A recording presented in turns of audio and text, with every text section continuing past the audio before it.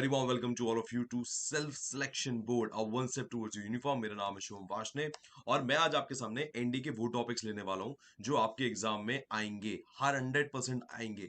मैं जानता हूं भी आप बोर्ड एग्जाम से जस्ट फ्री हुए हैं और आपके लिए ये डिसाइड करना बहुत मुश्किल हो रहा होगा कि यार कहां से शुरू करें। तो यार उस प्रॉब्लम का ही सोल्यूशन मैं लेकर आ रहा हूं। इन टॉपिक्स को करना जरूर, पर पहले यार कॉम्पिटिशन समझ लो। 6 लाख बच्चे दे रहे हैं, 6 लाख में से मात्र सिर्फ 3 लाख लोग ये दम रखते हैं कि चलो एग्जाम देकर आते हैं। ठीक है, इतने ही देने आते हैं। ठीक है, और उसमें से करीबन 6,000 लोग यहाँ पर सीट लेते हैं, 6,000 से लेके 10,000। ठीक है, नाउ लास्ट अकेडमी जो ज्वाइन करने की संख्या है वो है मात्र 400 बच्चे।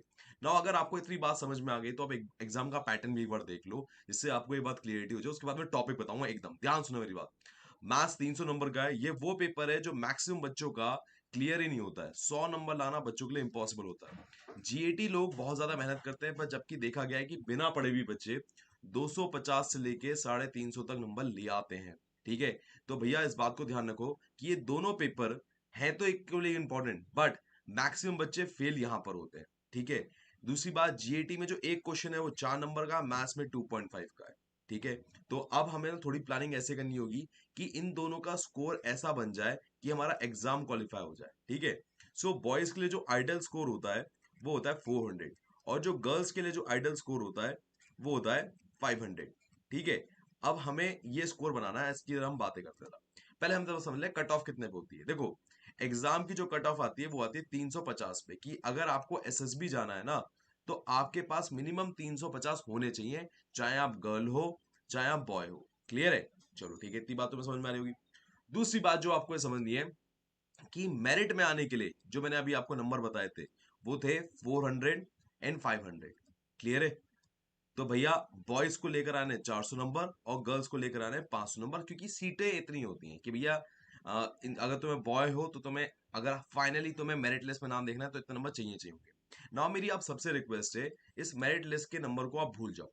ठीक है, वरना ये पहाड़ दिखेगा, तुमको लगेगा इम्पॉसिबल इम्पॉसिबल इम्पॉसिबल है, एक महीने में नहीं हो सकता। तुम बस अभी इतना याद रखो कि 350 की कट ऑफ आती है, मुझे इसको फाड़ना है। ठीक है, अब कई सालों से ये जो कट ऑफ आ रही है ये आ रही है 295, कई सालों से, मतलब 3-4 साल हो गए होंगे।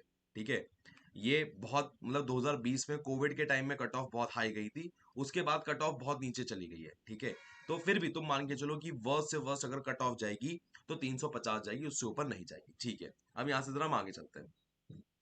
एनडी की देखो स्ट्रेटेजी क्या होनी चाहिए, समझो मेरी बात, क्योंकि तुम्हारे पास सिर्फ एक महीना बचा, तुम सब कुछ नहीं कर सकते। मैथ्स करना है तुम्हें, ठीक है। इंग्लिश तुम्हें करना है क्योंकि इंग्लिश का जो वेटेज है वो 200 मार्क्स है। ठीक है, फिर साइंस तुम्हें करना है क्योंकि उसकी वेटेज 220 मार्क्स है।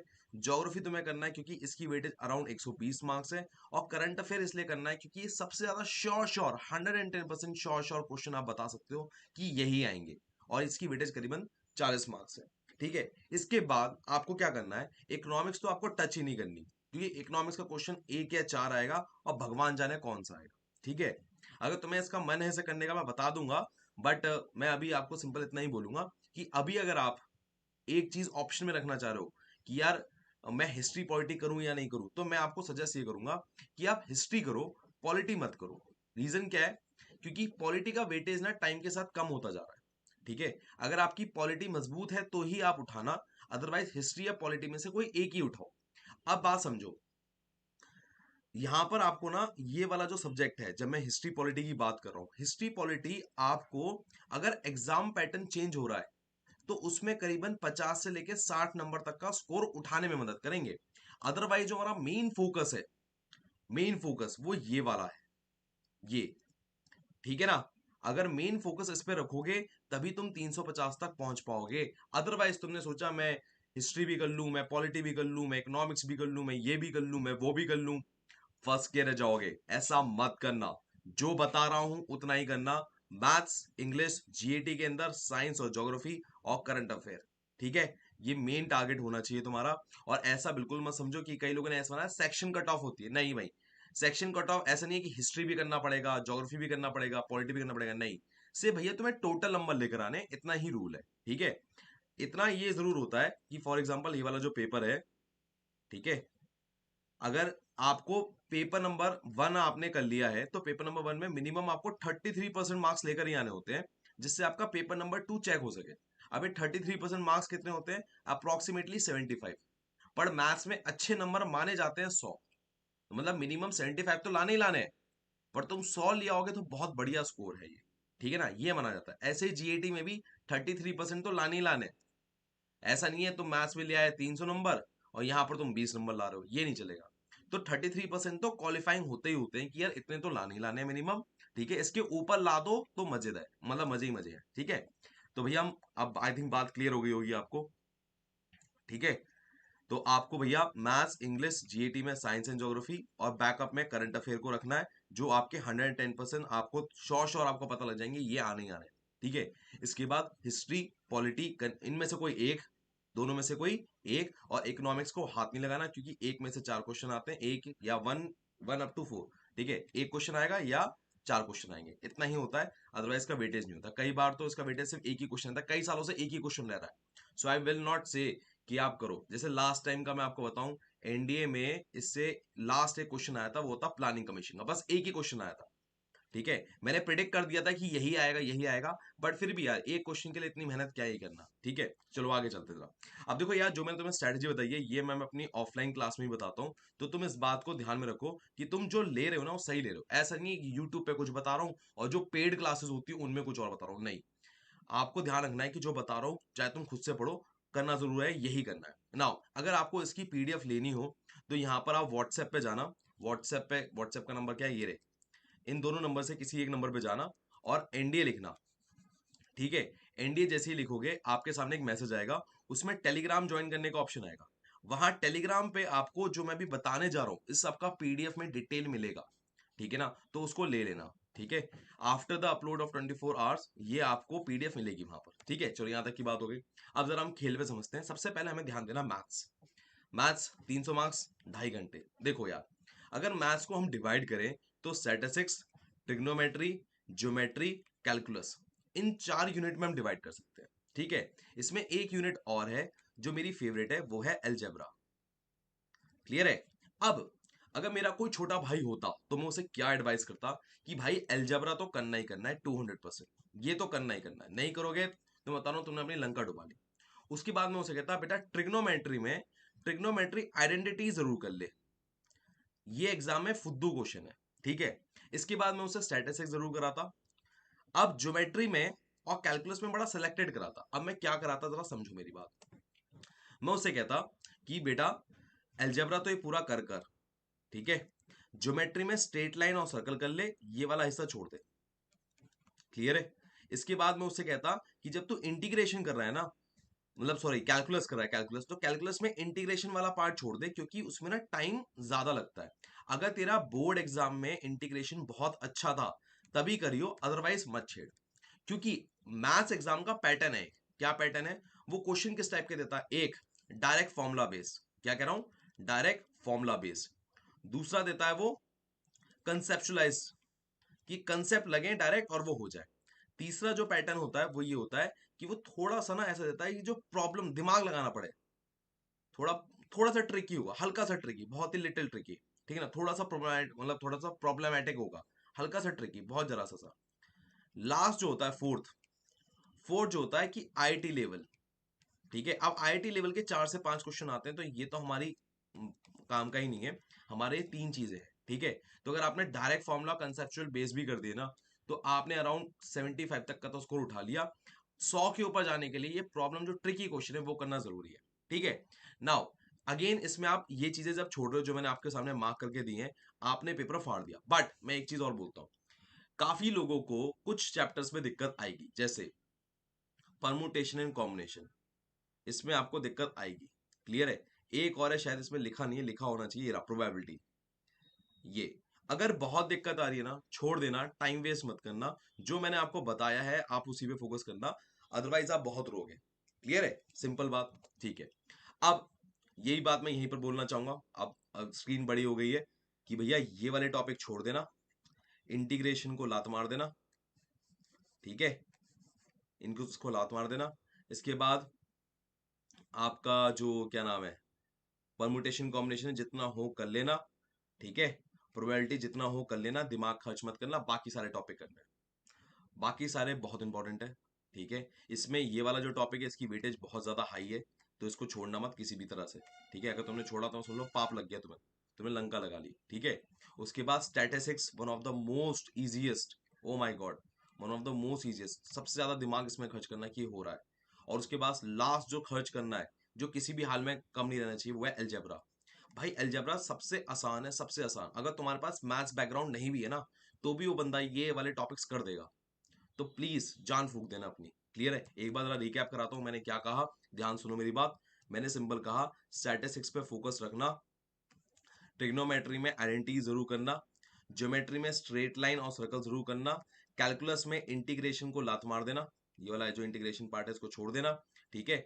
और अलजेब्रा पूरी करनी है, ठीक है। एक फुद्दू सा क्वेश्चन इनवर्स ट्रिगो का आता है, वन क्वेश्चन आता है वन, ठीक है। ये कर लेना, बस खत्म, दी एंड, मैथ्स हो गया, ठीक है। बट मैं एक सलाह जरूर देना चाहूंगा, देखो आप सेल्फ सिलेक्शन बोर्ड की ऐप पे जाना, वहां पर ना 20 साल के, 20 ईयर्स के एनडी के क्वेश्चन कराए मैंने, प्लीज उसे कम से कम 2 बार कर लेना। एक बार देखकर कि भैया समझ नहीं आ रहा था तो मैंने समझा पहले फिर करा, दूसरी बार सिर्फ क्वेश्चन देखो और आंसर निकालो। क्लियर है? ये ऐप में दिया हुआ है, तो आप सेल्फ सिलेक्शन बोर्ड की ऐप इंस्टॉल करना, ठीक है। अब ये वाली जो ऐप है, इसके अंदर आपको क्या करना पड़ेगा, मास्टर कोर्स में जाना पड़ेगा। अगर आपको ये ढूंढना है, ये मास्टर कोर्स में जाना पड़ेगा, और वहां जाके मात्र 300 रुपए में आपको मिल जाएगा, मात्र 300 रुपए में। तो भाई कर लेना, मैं आपको वादा कर रहा हूं, आप खुद ही कहोगे सर कॉपी पेस्ट आया सर, कॉपी पेस्ट। जो आपने कंसेप्ट बताया, जो चीजें आपने बताई, क्या क्वालिटी ऑफ क्वेश्चन थे, कहां से ढूंढ के लाए हो, आप ये कहोगे। तो ये कर लेना, ठीक है ना। बाकी जहां से आप जो बुक्स पढ़ रहे हो, चाहे आप आर एस अग्रवाल पढ़ रहे हो, चाहे आप कोई और किताब पढ़ रहे हो, आर डी शर्मा पढ़ रहे हो, कहीं से भी करो, कोई फर्क नहीं पड़ता। बट लास्ट में मैं ये कहना चाहूंगा कि लास्ट में क्या, अब तो साथ साथ, अब लास्ट का टाइम तो खत्म ही हो गया ना, अब साथ साथ पीवाईक्यू जरूर कर लेना, टॉपिक वाइज कराया मैंने, प्लीज खत्म कर लेना, ठीक है ना। कोई भी किताब 20 साल के नहीं कराती है, कोई भी किताब दुनिया की, चाहे तुम दिशा ले लो, चाहे तुम कोई और किताब ले लो, 20 साल की नहीं कराती है, वो सिर्फ 5 साल की कराती है, मैक्स टू मैक्स 10 पेपर बोल देती है कि 10 पेपर कराऊंगा मैं, बस। 20 साल बहुत होता है, 20 साल मतलब जितने भी आज तक पैटर्न के क्वेश्चन आए सारे खत्म। और 300 रुपए कोई ज्यादा नहीं होता, गरीब से गरीब, अमीर से अमीर ले सकता है उसे, ठीक है। नाउ एक बात और बोलता हूं मैं, अगर ये मेरी बात सच निकली यार, तुम मिठाई खिलाने जरूर आना। मेरा ऑफिस है मेरठ में, चौधरी चरण सिंह के सामने, ठीक है। वहां आना यार, तुम्हारी मिठाई का इंतजार रहेगा, ठीक है। चलो अब आगे बढ़ते जरा। अब भाई हमने मैथ्स की बात तो कर ली, मैथ्स का वेटेज है 300 और हमें उखाड़ने हैं 100 नंबर, ठीक है। चलो ये तो हो गया। अब आते हैं साइंस की बात। साइंस का सीन क्या है, साइंस का जो वेटेज है वो है 220 मार्क्स, क्या कह रहा हूं, 220 मार्क्स, 220। क्लियर है? नाउ अब इसमें से एक साइंस वाला बच्चा आराम से 180 नंबर ला सकता है, और जो नॉन साइंस है वो मिनिमम 100 ला सकता है, ठीक है। अब हमें ये उखाड़ना है, इसके लिए क्या करना पड़ेगा, पहले हम जरा टॉपिक समझ लेते हैं कौन से। साइंस के जो टॉपिक है ना, वो कुछ इस तरह से है, देखो जरा। फिजिक्स में ये वाले टॉपिक बड़े इंपॉर्टेंट है, जो कि क्लास 9th और 10th के है। आप में से शायद कुछ लोग कहेंगे सर थर्मोडायनेमिक्स आता है, वेक्टर आता है, ठीक है। और भी कुछ कह लोगे, ग्रेविटेशन, ग्रेविटेशन चलो मैंने वहां लिख ही रखा है, मतलब एक दो टॉपिक, हाँ मैग्नेटिज्म, मैग्नेटिज्म कहोगे, मैग्नेटिज्म आता है। देखो बेटा, मैं ये डिनाई नहीं कर रहा है क्वेश्चन नहीं आते, ठीक है, पर ये हर बार नहीं आते, एवरी ईयर नहीं आते, ठीक है ना। एवरी ईयर नहीं आते, जो मैं आपको बता रहा हूँ ये हर साल वाले बता रहा हूँ, टाइम कम है। आपको साइंस की बेहता अच्छी नॉलेज है, बहुत अच्छी बात है, पर आपको रिवीजन में पहले ये वाले टॉपिक करने हैं एनसीईआरटी से, ये करने ही करने हॉट टॉपिक्स हैं, लिखा है ना हॉट टॉपिक्स, ये करने करने हैं, ठीक है। इसके बाद आता है केमिस्ट्री में। केमिस्ट्री में ऑर्गेनिक केमिस्ट्री को हाथ मत लगाओ, मतलब मैं कार्बन वाले चैप्टर को कह रहा हूँ हाथ मत लगाना, और इनऑर्गेनिक का जो एस ब्लॉक पी ब्लॉक होता है उसको हाथ मत लगाना। अगर इससे आएगा भी तो एक क्वेश्चन आएगा दोनों से, so do not waste your time, और ये है बहुत लंबा। फिजिकल केमिस्ट्री करो, class 9th and class 10th, are you getting my point. अगर तुमने ये कर लिया, तुमने केमिस्ट्री फाड़ दी, तुमने तुमने चौक के छक्के मार दिए। अगला देखो बायोलॉजी। बायोलॉजी में ये चैप्टर आने ही आने, सेल आएगा ही आएगा, टिश्यू आएगा ही आएगा, हाइड्रेट इवोल्यूशन आएगा ही आएगा, डिजीज विटामिन आएगा ही आएगा, सिस्टम, रेस्पिरेटरी सिस्टम, दिल का धड़कना, दिमाग का काम करना, एक्सक्रीटरी सिस्टम, डाइजेशन, ये आएंगे टॉपिक, ये फिक्स टॉपिक है। इन टॉपिक का आना तय है, कोई रोक नहीं सकता इन टॉपिक को आने से, तो भैया बायो से भागना मत, ये कर लेना। हो सकता है तुम्हें बायोलॉजी की दिक्कत आ रही होगी, सो डोंट वरी, मैंने ना एक वीडियो लेकर आना है यूट्यूब पे, ठीक है, यूट्यूब पे आएगी, यूट्यूब पे 10 साल के पास से पेपर, उसमें मैं ये टॉपिक्स कराऊंगा, ठीक है। पर भाई जब मैं 10 साल के पास से पेपर कराऊंगा ना, तो इसकी जो लेंथ होगी अराउंड 10 आवर्स की होगी, 10 घंटे। और 10 घंटे का मतलब है कि तुम्हें अपना टाइम देना पड़ेगा। कई लोग पता है क्या करते हैं, जो लंबी वीडियो होती है 10 घंटे की रिवीजन वाली वीडियो, उनको क्या करते हैं, दिनों में देखते हैं, 1 दिन 2 दिन 3 दिन 4 दिन। नहीं भाई, ऐसा मत करो। अगर तुम ऐसा इतना लंबा रिवीजन कर रहे हो ना, तो तुम्हें खुद नहीं पता लगेगा मैंने कितना करा है कितना नहीं करा है। अगर आप ये वीडियो लेके देख रहे हो, 2 दिन में 2 डेज के अंदर खत्म कर देना। क्लियर है? मैंने लिंक डिस्क्रिप्शन में डाल दिया है। ठीक है, एक आध दिन में आ जाएगी, प्लेलिस्ट है पूरी। अभी जैसे साइंस बता रहा हूँ वैसे तुम्हें ज्योग्राफी हिस्ट्री पॉलिटी बताऊंगा। ठीक है, लिंक डिस्क्रिप्शन में यूट्यूब का या कमेंट सेक्शन में देख लेना, वहां मिल जाएगा। अब देखो ज्योग्राफी की बात समझ लो। ज्योग्राफी, ज्योग्राफी का सीन क्या है कि clouds, Capricorn, soil climate, railway zone, national highway, ocean current, ये बाकी जितने भी 13 टॉपिक है, 13 टॉपिक, ब्लडी 13 टॉपिक्स, ये एग्जाम में रिपीट होते हैं। सो पूरी ज्योग्राफी पढ़ने पे कंसंट्रेशन मत करना।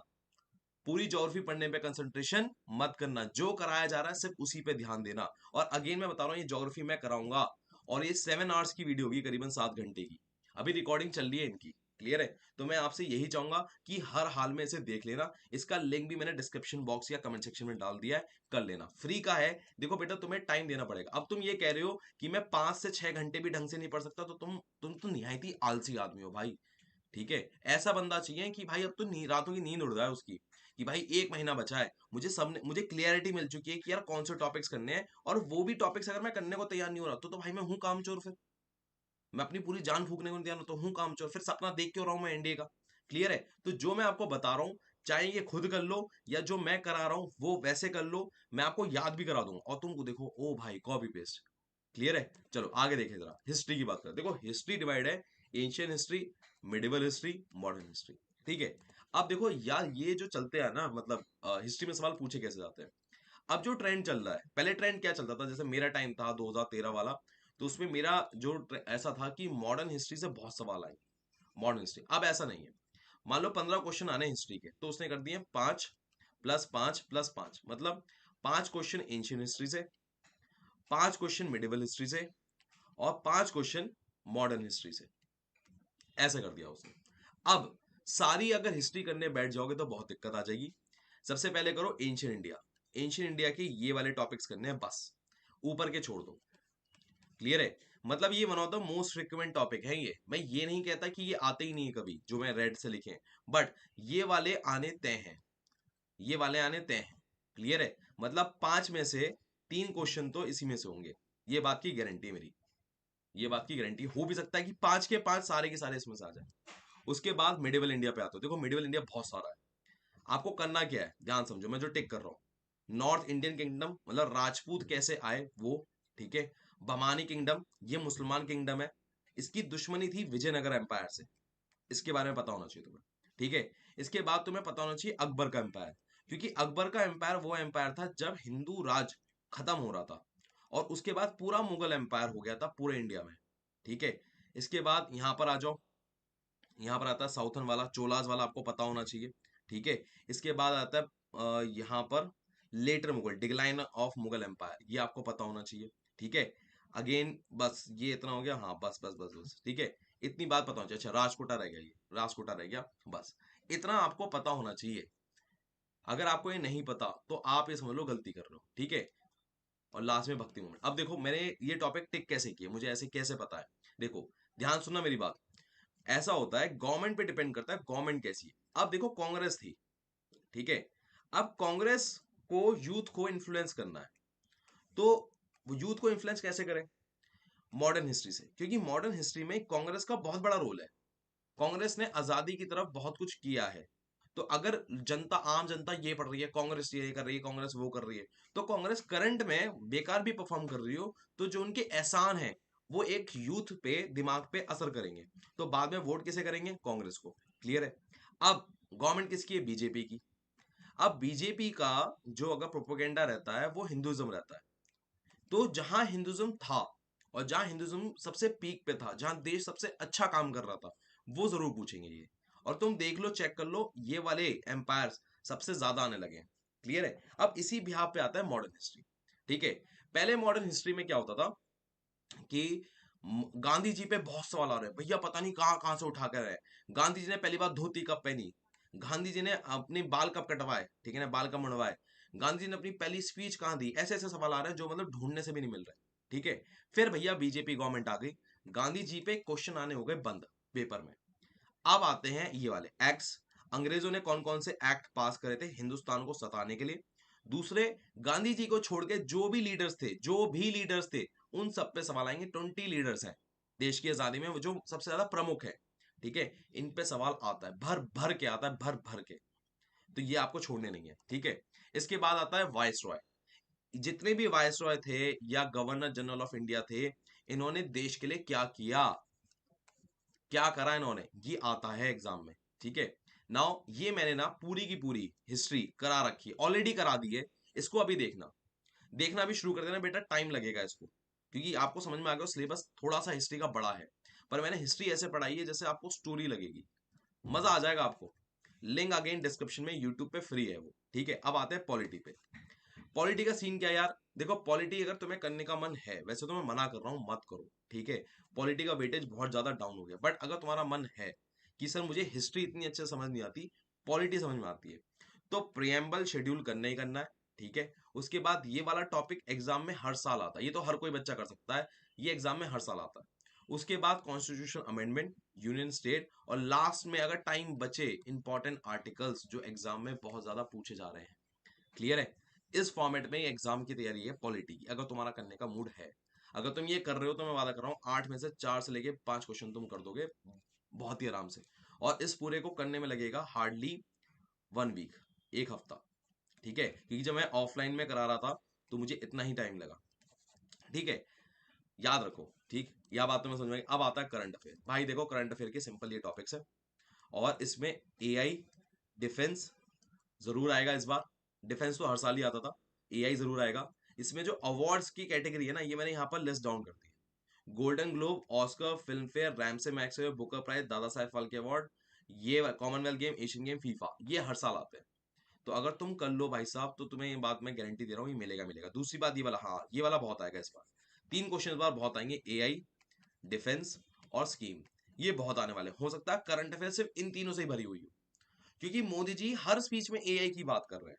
मोदी जी डिफेंस में बहुत ज्यादा मतलब टाइम स्पेंड कर रहे हैं, खर्चा कर रहे हैं। और स्कीम, भाई साहब मोदी जी ने जितनी भी स्कीम है ना खुद लॉन्च करी है, ऐसा नहीं किसी के हाथ लॉन्च करा दी हो, खुद लॉन्च करी है। उन्हें खुद की एक वेबसाइट बना ली जहां पर गवर्नमेंट की सारी स्कीम एक साथ हो, ठीक है। तो भैया ये बहुत ज्यादा इंपॉर्टेंट है, एग्जाम में आएगा आएगा। अब मैंने इसकी एक पूरी वीडियो बना दी है, अगेन इसका लिंक डिस्क्रिप्शन बॉक्स में। करंट अफेयर अब इसे देखना शुरू करो, ये अराउंड 7.5 घंटे की है, 7 आवर्स की। अगर तुमने देख लिया, मेरा वादा है, oh my God, you will fall in love कि यार कितना सिंपल कर दिया है और कितनी बार रिवीजन करा दिया है इस बंदे ने। सो प्लीज इसे करना जरूर। अगेन इसका लिंक कहां पड़ा है? यूट्यूब, मतलब डिस्क्रिप्शन बॉक्स में पड़ा है, ठीक है। नाउ अब आते हैं इंग्लिश पे। देख यार, इंग्लिश का सीन क्या है। इंग्लिश का सीन में ना वोकैब, ईडियम, फ्रेजेस सबसे ज्यादा इंपॉर्टेंट है। आप कहोगे सर एग्जाम का पैटर्न बदल चुका है, नहीं। अगर आप एनडीए का सिलेबस देखोगे ना, तो वहां पर आपको सिलेबस में क्या लिखेगा? वी आर लुकिंग, मैं यहां पर प्लेन पेज पे लिख के दिखाता हूं, we are looking for candidate. देख लेना, यही एग्जैक्ट लाइन लिखी है। Who has who has basic understanding of words and know the workman like use of it. Know the workman like use of it. इतना सा सिलेबस लिखा है। उसने कहीं नहीं लिखा कि भैया मैं नाउन पूछूंगा, मैं प्रोनाउन पूछूंगा, मैं एडजेक्टिव पूछूंगा, मैं एडवर्ब पूछूंगा, मैं सिनोनिम पूछूंगा, मैं एंटोनिम पूछूंगा, मैं इडियम फ्रेज पूछूंगा, ऐसा उसने कहीं लिखा। उसने कहा कि हमें एक ऐसा आदमी चाहिए जिसको अंग्रेजी की बेसिक समझ हो और शब्दों का इस्तेमाल करना आता हो। अब शब्दों के इस्तेमाल में वो वोकैब इडियम भी पूछ सकता है, वन वर्ड सब्स्टिट्यूशन भी पूछ सकता है, यूजेज ऑफ वर्ड भी पूछ सकता है, वो कुछ भी पूछ सकता है। पर इसका मतलब ये है तुम्हें शब्द आने चाहिए। अब सवाल ये है कि जो वर्ड्स पूछने वाला है वो हमें पता कहां से लगेंगे। देखो, एनडीए का रूल है कि वो जो पहले पूछ चुका होता है वो रिपीट नहीं करता, ठीक है। नंबर 2, तो इसका मतलब ये है कि जो एनडीए में आ चुका है वो नहीं करना। तो पहला हमें जो काम करना है वो ये करना है, जो एनडीए में ऑप्शंस है वो अभी तक सवाल बन के नहीं आए, तो ऑप्शन तो जरूर करने हैं। ऑप्शंस तो एग्जाम में आएंगे, 2 से लेके 3 क्वेश्चन तो आते ही आते हैं, ठीक है। नंबर 1, ये काम तो हो गया। दूसरा, एनडी के ऊपर सबसे बड़े एग्जाम है कौन से? एनडी के ऊपर CDS, AFCAT, ये सबसे बड़े एग्जाम है, ये करने ही करने हैं। क्लियर है? इसके ऊपर एक और बाप एग्जाम है SCCGL। SCCGL पहला एग्जाम था जिसने वोकैब को लेकर आया था। अगर आपने ये सोच लिया कि भैया मैं वोकैब नहीं कर रहा, तो भैया तुम गलती कर रहे हो, समझो। एंड जो सीडीएस वाले बच्चे होते हैं ना, उनके पास ऑप्शन होते हैं कि हर सेक्शन से 10 क्वेश्चन पूछ जा रहे हैं। ये सीडीएस का पैटर्न है। पर एनडीए का पैटर्न क्या कहता है कि देखिए 30 क्वेश्चन होंगे वोकैब, इडियम, फ्रेजेस या वन वर्ड सब्स्टिट्यूशन, ठीक है, इसके, और जो 20 क्वेश्चन होंगे वो होंगे ग्रामर के। बात समझ में आ रही है? अब मुझे बताओ ग्रामर आ कितनी रही है? 20 क्वेश्चन। और मैंने तुम्हें पहले ही स्टार्टिंग में बताया था कि इस एग्जाम को निकालने का 3 मुख्य पिलर है। दिखाई दे रहा है? Maths, science, English. अगर तुम इंग्लिश को ही छोड़ दोगे, निकलेगा ही नहीं। तुम 10 जन्म लगा लो, कई ऐसे बच्चे होंगे जिसका इंग्लिश कमजोर है, उसकी वजह से निकल ही नहीं पा रहा होगा। तो भाई ये गलती नहीं करना, ठीक है? तो इंग्लिश से भैया कॉम्प्रोमाइज नहीं करना। मैं अभी बोल रहा हूं, जो इंग्लिश के मैंने ग्रामर के रूल करा दिए वो यूट्यूब पे पड़े हैं, लिंक डिस्क्रिप्शन बॉक्स में चेक कर लेना। बट जो वोकैब है वो मैंने अपनी ऐप पे कराई, क्योंकि वोकैब भैया बहुत ज्यादा बैठ रही थी। मैं सारी चीजें यूट्यूब पे नहीं ला पा रहा हूँ, क्योंकि अकेला आदमी हूँ भाई, मैं सारी चीजें वीडियो नहीं बना पाऊंगा, ठीक है? तो वो ऐप पे मिल जाएगी। 300 रुपीज की है, ज्यादा कुछ खास रुपए है नहीं। मैंने आपको सिर्फ 2 जगह अपना टाइम या मतलब पैसा इन्वेस्ट करने को कहा है, वो है मैथ्स और इंग्लिश। और ये 2 मुख्य पिलर है जो आपको टाइम देना ही पड़ेगा मेरे को, तभी मैं आपका ये बेड़ा पार करा सकता हूँ। क्लियर है? नाउ मैं आपको एक ऑडियो सुनाना चाहता हूँ, सुनिए और मुझे बताइए कैसा है वो, ठीक है?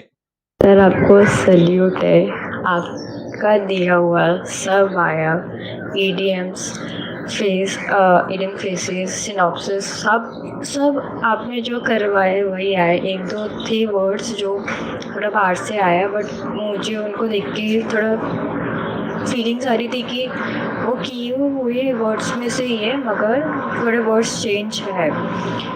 तो उनका सब पेपर भी बहुत अच्छा गया है। और नेक्स्ट पेपर के लिए थोड़ा टिप दो, क्या करना है, कैसे करना है। अब ये पिछले एग्जाम की ऑडियो थी और मैंने आपको सिर्फ इसलिए ये सुनाई है कि यार जो मैं कह रहा हूँ वो 100% आएगा। यार देखो, कभी तुम्हारी तरह मैं भी एनडीए का एस्पिरेंट था, मैंने एग्जाम निकाला है और उसके बाद मुझे ये कॉन्फिडेंस आया है कि एग्जाम कैसे कैसे निकल सकता है। बच्चों को गाइडेंस की दिक्कत होती है, तो मैंने तुम्हें एग्जैक्टली पूरा पर प्लान बनाकर दे दिया है कि भैया इसी प्लान पे चलना है, ठीक है? मेरी बस तुमसे एक रिक्वेस्ट है, अगर तुम्हारा मन हो रहा हो, ठीक है, कि ऑफलाइन करना की जरूरत है, तो आना। सिर्फ 30 से 40 बच्चे होते हैं हमारे यहाँ, सिर्फ 30 से 40। हमारा नियम यह है कि पर्सनल अटेंशन दो बच्चे को, उसके सिलेक्शन के चांसेस बढ़ जाएंगे। दूसरा, उससे कहो सब कुछ मत पढ़, जो तुम उसे एग्जाम में टू द पॉइंट आ रहा है ना, खाली उसे बस वो पढ़ाओ। अगर तुमने उसे टू द पॉइंट पढ़ाया तो भैया उसका काफी काम बच जाएगा, वरना वो एनसीईआरटी और 10 किताबें लेगा। तीसरा, हमारा एक काम होता है, उसको टेस्ट बहुत दो, जल्दी जल्दी रिवीजन कराओ, जल्दी जल्दी टेस्ट कराओ। अगर तुम ये 3 चीजें एक बच्चे के साथ कर पा रहे हो, तो भैया ऑफलाइन में उससे उसको मतलब उसको सब कुछ मिल गया। और मात्र 30 से 40 बच्चे बहुत कम होते हैं। तो अगर आपका मन हो, ये मेरा नंबर है, ठीक है, आप मुझे कॉल कर सकते हो, ठीक है? अब इसके लिए मेरा नंबर ये रहा। टाइमिंग ये रही, 6 PM टू 9 PM शाम को है, और सैटरडे संडे ऑफ रहता है मेरे बच्चे। तो याद रखना कि मैं सैटरडे संडे नहीं उठाऊंगा। सिंपल है, जो मैंने स्ट्रेटेजी बताई है वो करो, उसके बाद PYQ लगाओ। कोई दिक्कत आ रही है मेरे से बात करो, मैं आपके लिए हूं, ठीक है? चलो मैं लेता हूं आपसे विदा। और एक बात और मैं आपको विदा लेने से पहले कहूंगा कि अगर मान लो तुम्हें जीएटी प्लस मैथ्स दोनों करने का मन हो, ठीक है, तो एक त्रिशूल बैच है, वो अगेन ऐप पर है। कौन सी ऐप पर है? सेल्फ सिलेक्शन बोर्ड, ठीक है? उस ऐप पे आपको त्रिशूल बैच मिल जाएगा, वो मात्र 1000 रुपए का है। और वो ना केवल एनडीए 124 देखेगा, वो एनडीए 2024 भी देखेगा। दोनों बैचेस के लिए अप्लाई एप्लीकेबल है, ठीक है? और मैं लेता हूं आपसे विदा। और भैया अगर मेरी वीडियो पसंद आई हो, गूगल पे जाओ, वहां पर रेटिंग दो, तुमको कैसा लगा। कभी मिलने का मन हो, मेरठ में आओ, मेरा एड्रेस तुम्हें पता होना चाहिए। मेरठ में चौधरी चरण सिंह यूनिवर्सिटी के जस्ट अपोजिट में तो मेरी क्लासेस मिल जाएंगी, ठीक है, मेरा ऑफिस मिल जाएगा। और मिठाई का इंतजार कर रहा हूँ, एग्जाम निकले तो भाई मिठाई खिलाओ। जय हिंद, टेक केयर, बाय। मैं उनको रोज सोचता हूँ, मैं उनको रोज सोचता हूँ, वो है